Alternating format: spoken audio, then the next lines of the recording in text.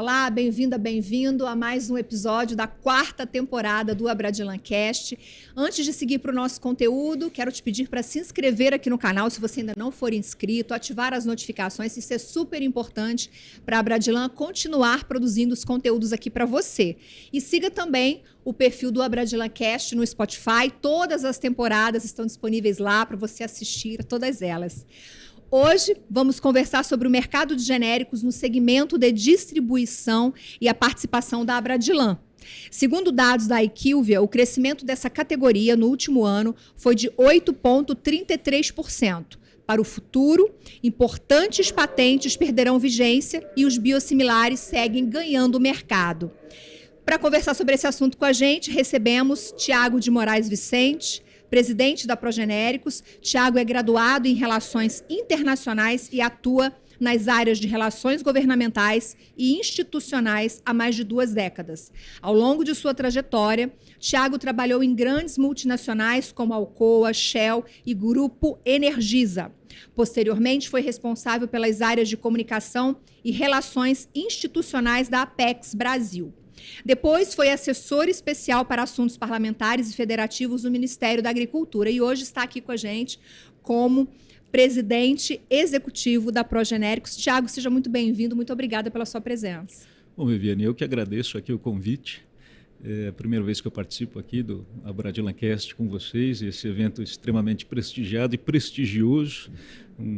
Pelo que eu pude perceber, desde ontem e até amanhã a gente vai conseguir ver mais a quantidade de associados, empresas coligadas ao setor de distribuição e meus associados que também estão aqui.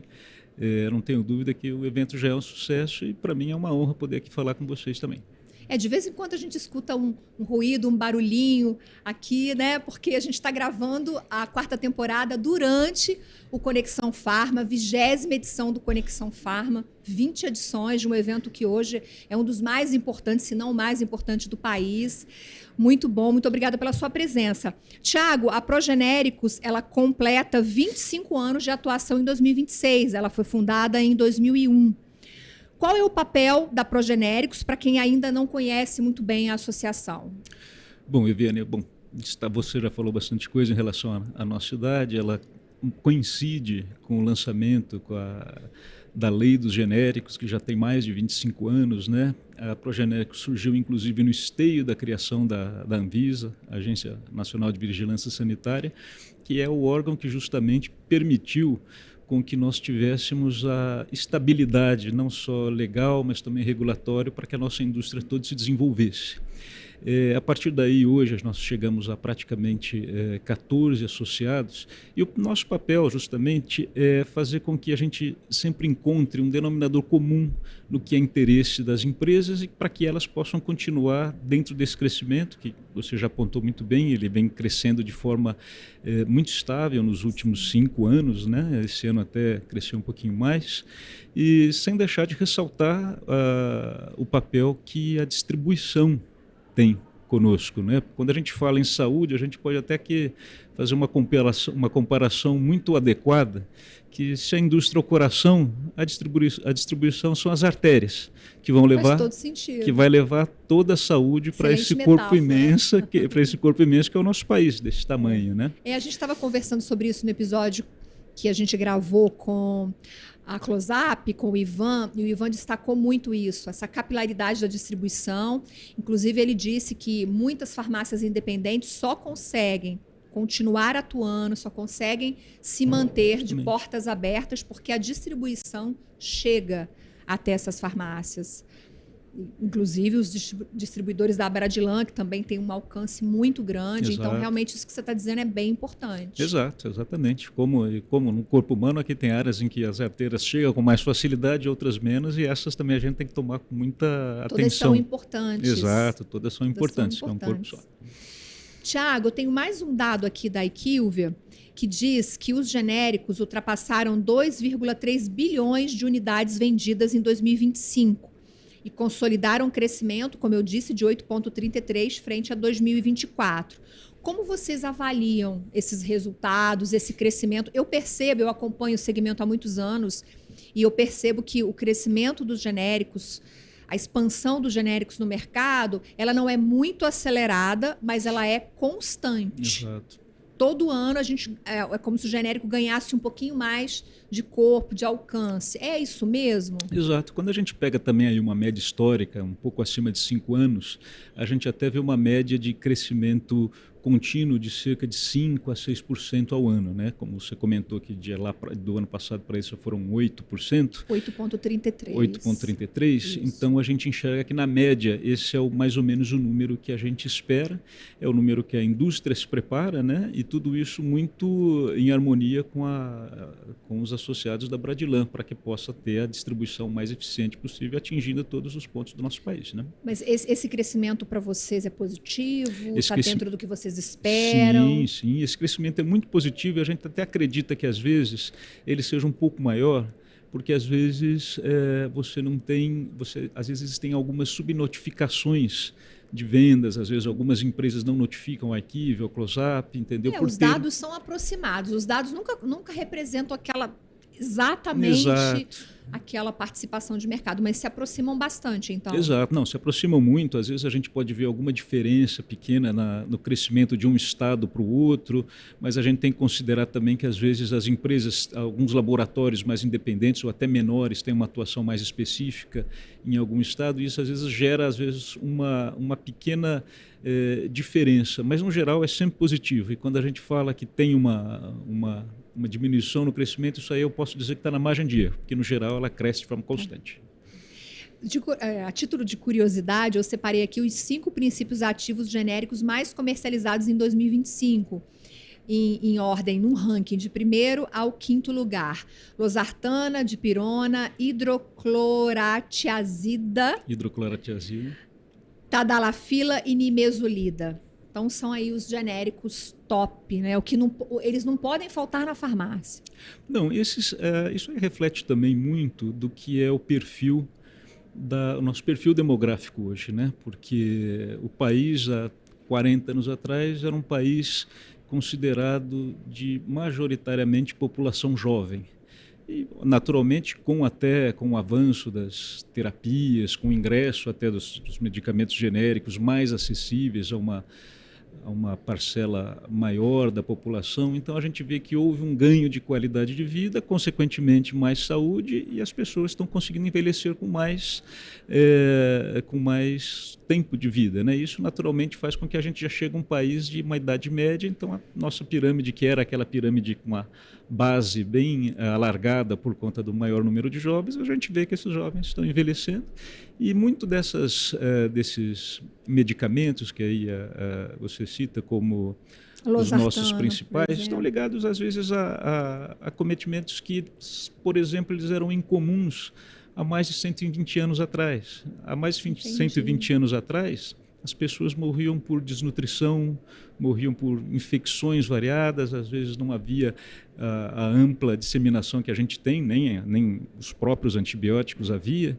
Então, com o avanço de saneamento básico, as campanhas de vacinação, que o país sempre foi pioneiro, né? É bom lembrar que do nosso país existem figuras que conviveram até no mesmo período de tempo, como Vital Brasil e vários outros, Carlos Chagas e vários outros médicos pioneiros até em promover campanhas de vacinação e que fizeram com que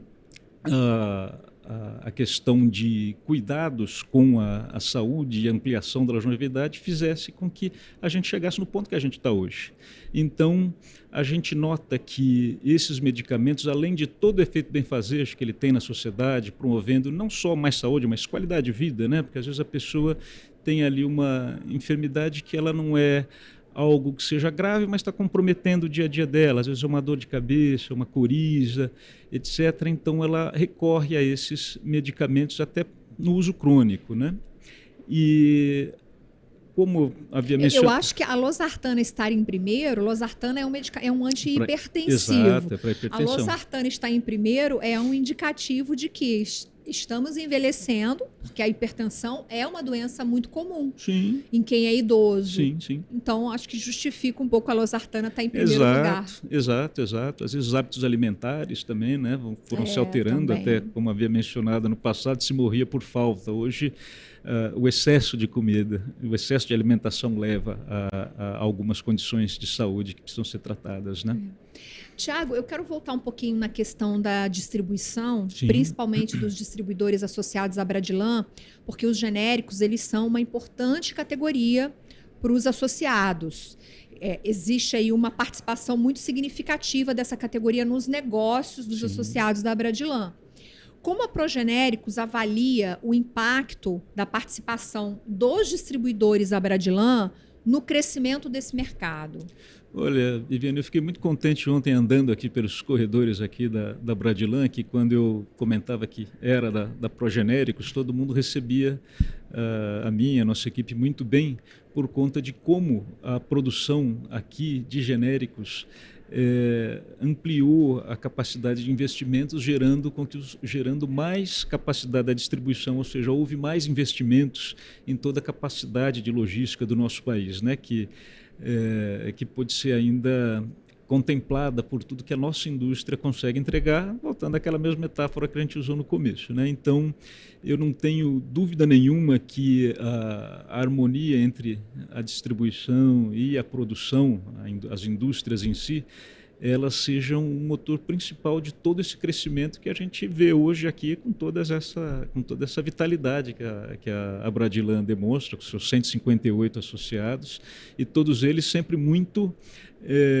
contentes em poder trabalhar conosco. Eu vejo, por exemplo, todos os meus associados praticamente estão aqui na feira também. Isso me deixa muito contente. Eu acho que, não vou nem dizer os números, mas não só os números, mas o que a gente enxerga aqui fala também por si só, né? Porque juntamente dos números tem toda essa mobilização, essa coisa de fazer dar certo, de todo mundo crescer em parceria, isso é muito bacana. Exato, a gente, qualquer hora do dia aqui que a gente for andar, tem sempre alguém conversando, discutindo novas formas de atingir outros mercados, de chegar mais longe, entendeu? Então o burburinho que nós ouvimos aqui durante a nossa entrevista aqui é gente trabalhando.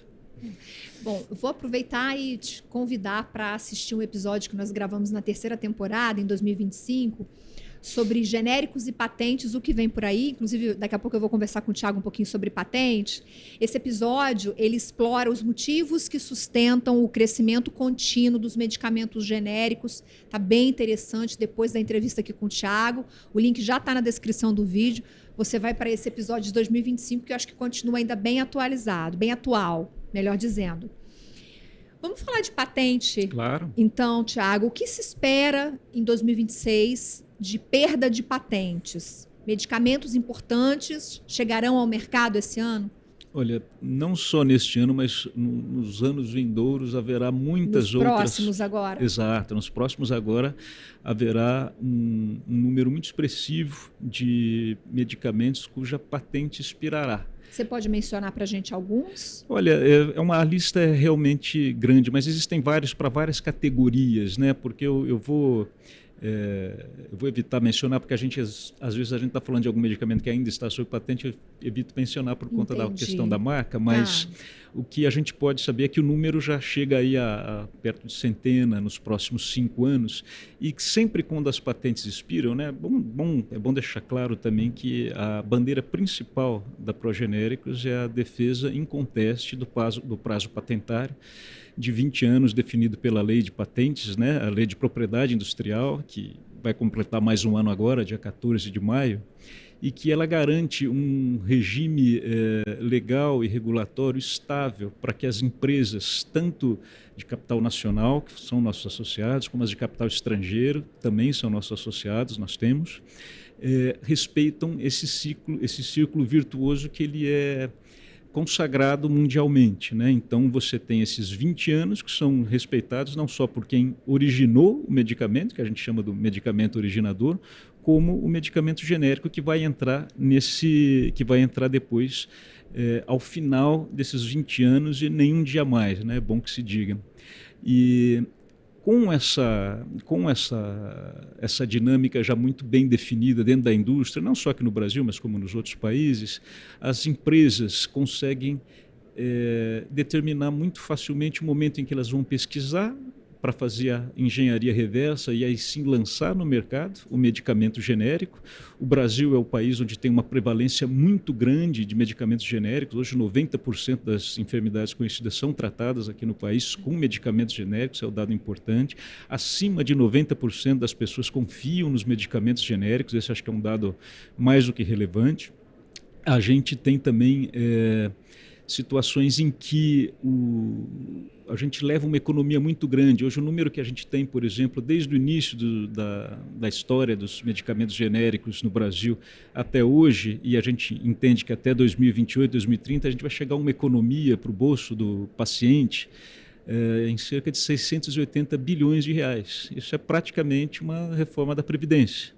Entendeu? Isso dentro de um contexto de um país como o nosso, que tem desafios orçamentários, e isso leva também, a gente não tem nem como medir, mas a economia que isso é gerada para o Sistema Único de Saúde, o nosso SUS, ela é incomensurável, porque a partir do momento em que a pessoa consegue ter acesso a esses medicamentos de uma forma muito acessível, não só pelo valor, mas por toda a capacidade que a distribuição tem de levar a todas as partes do nosso país, às vezes você está desafogando uma unidade básica de saúde, entendeu? Para dar espaço para, às vezes, uma pessoa que, de fato, precisa de um cuidado mais assistido, de uma atenção maior, e aí sim ter o seu tratamento definido. Mas, em relação ao que nós temos de moléculas hoje disponíveis no Brasil, a gente entende que a gente está avançando para níveis já muito próximos do que os países que começaram com a política de genéricos há mais tempo que nós chegaram.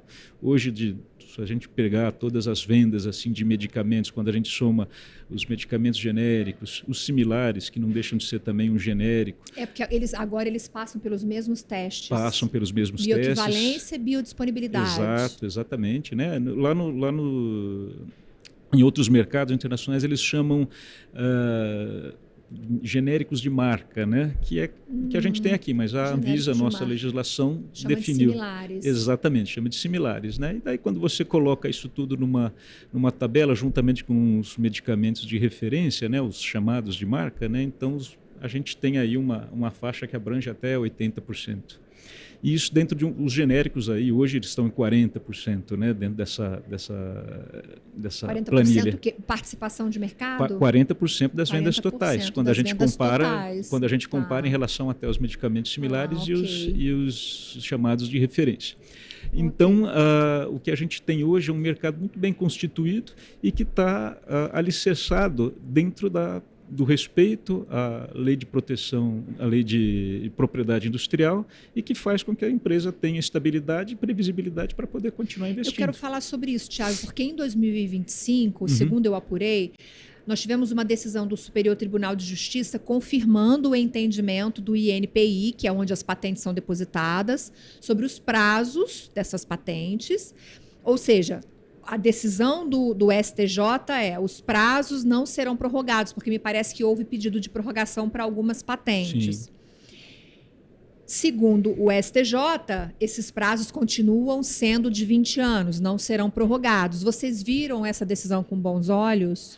Olha, Viviane, porque se houvesse prorrogação, essas patentes que estão para vencer não venceriam agora. E os genéricos demorariam mais a entrar no mercado. Mais a entrar no mercado, sim. Mas esta é um assunto, inclusive essa decisão, ela me deixa particularmente orgulhoso, porque nós trabalhamos com protagonismo nesse caso. Vocês atuaram. Nós atuamos. O Conselho da Progenéricos, a gente fez todo um trabalho de procurar a melhor assessoria jurídica, levar isso em discussão ao STJ, e conseguimos uma vitória que foi unânime. Então, isso permite que mais uma instância do Judiciário trate o período patentário de 20 anos e nenhum dia mais como o regime que a gente vai adotar aqui de respeito às patentes, né? Porque ela começa a contar a partir do depósito no INPI, no Instituto Nacional de Propriedade Industrial. A partir daquele momento em que a patente ali é depositada, esse prazo de 20 anos começa a correr. E as alegações que havia era de que a demora do Instituto em publicar a patente, emitir a patente, gerava algum tipo de perda financeira para aquele que havia feito o depósito no primeiro momento. Uhum. Porém, o que a gente sabe, e a realidade, é que enquanto a patente está em análise, ninguém está concorrendo. Você não vai ter uma outra empresa, seja ela daqui do Brasil ou fora do Brasil, que vai lançar alguma coisa, algum medicamento que vá competir com aquele medicamento cuja patente está em análise. Às vezes a patente, por questões até de restrição orçamentária do Instituto, questões às vezes de sobrecarga, falta de pessoal, essa análise às vezes acaba demorando um pouco. Mas só que ainda que haja essa chamada mora e que ela não é injustificada, é uma mora que acontece por conta de restrições do Estado brasileiro, que nós temos em várias áreas e que vem sendo com muita efetividade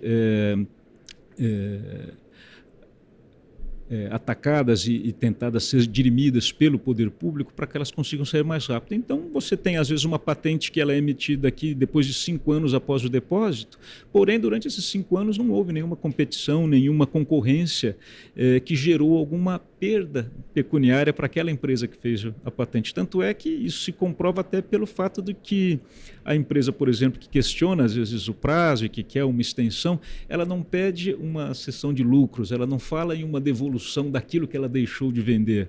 Ela fala em apenas um tempo a mais. Quer dizer, então, até no próprio pedido, ela acaba demonstrando que não houve um prejuízo, porque enquanto a patente está sendo analisada, ninguém está concorrendo com ela. Então, no final, o que houve o entendimento que prevaleceu, e já era um entendimento que havia no STF também, é de que os 20 anos são o prazo legal para que uma patente possa vigir. Seja ela a partir e segundo a lei, ela é começada a contar a partir do depósito no Instituto Nacional de Propriedade Industrial.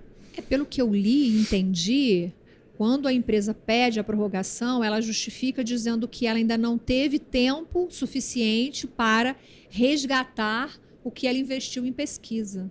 Olha, essa é uma questão que às vezes acende ânimos em vários os lados, né? Mas, por exemplo, quando a gente pega a média que a gente tem global, né, do retorno do medicamento, ela está hoje, isso aí vários estudos acadêmicos mostram, ela hoje gira em torno de 6 anos. Então a gente fala que na média os investimentos são recuperados em 6 anos. Então se tem 20 anos, a patente tem 20 anos. Exato, alguns desses medicamentos. Geralmente quanto tempo demora do depósito da patente até essa indústria começar a vender esse medicamento mesmo no mercado? Olha, varia, porque às vezes você tem novas patentes, às vezes para a mesma molécula. Porque às vezes você percebe que a patente ela serve, acho que a gente até pode falar depois, mas você tem às vezes a patente para um medicamento que é para diabetes, mas depois percebe-se que também tem um benefício para perda de peso. É o que está acontecendo agora. Exatamente, é o caso justamente. As canetas emagrecedoras. É justamente o caso. É para diabetes, mas está sendo usada para emagrecimento. Exatamente. Então aí, a gente tem aí patentes diferentes nesse caso? Aí você tem às vezes patentes que se sobrepõem e o período de análise é expandido. Porém, a gente continua dentro do mesmo caso, é a mesma molécula, não mudou. É como se eu falasse para você que água serve para matar a sede, mas também serve para tomar banho. Isso está acontecendo com o Mounjaro, por exemplo, que hoje o medicamento mais utilizado, né, explodiu no setor. Ele tem uma patente para o diabetes, ele tem outra patente para emagrecimento, obesidade? Olha, eu não vou falar especificamente do Mounjaro, até porque não é de uma empresa que não é um associado nosso. Mas o princípio ativo, a tirzepatida, ele já pode ser, vamos dizer assim, pesquisado pelas empresas aqui para poder ter o seu lançamento como um medicamento genérico. Mas o setor entende que a patente do Mounjaro ela vai até o ano de 2036. Então, até lá, a gente vai ter o Mounjaro, mas, porém, a gente já tem outras opções no mercado, a gente já tem a liraglutida, a gente vai ter em breve aí o registro de algumas outras moléculas que têm o mesmo efeito. A semaglutida, justamente. A patente dela termina neste mês. Neste mês, né? Março, a gente está gravando esse podcast em março, termina em março.